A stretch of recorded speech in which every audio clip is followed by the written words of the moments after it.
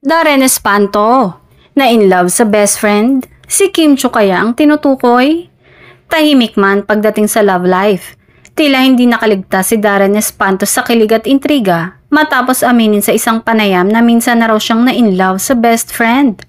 Agad namang naging mainit na usapan ito sa social media lalo na't maraming fans ang naniniwalang ang tinutukoy ng singer ay walang iba kundi ang kanyang matalik na kaibigang si Kim Chiu. Ayon kay Darren, may isang kanta raw siyang isinulat para sa isang taong espesyal sa kanya.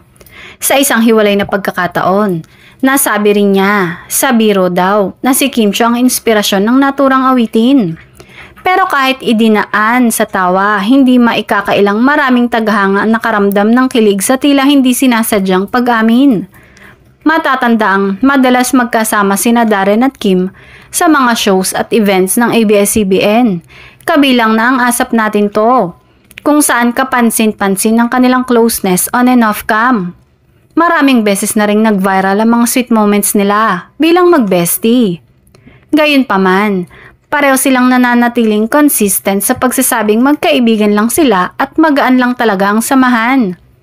Si Kim po kasi napakabait, napaka-supportive kaya madali siyang mahalin bilang kaibigan. Ani Darren sa isang panayam.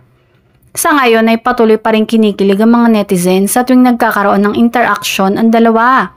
At kahit sinasabing biro lang daw ang kanta ni Darren para kay Kim, marami ang naniniwalang baka nga may halong katotohanan sa likod ng mga ngiti at biruan.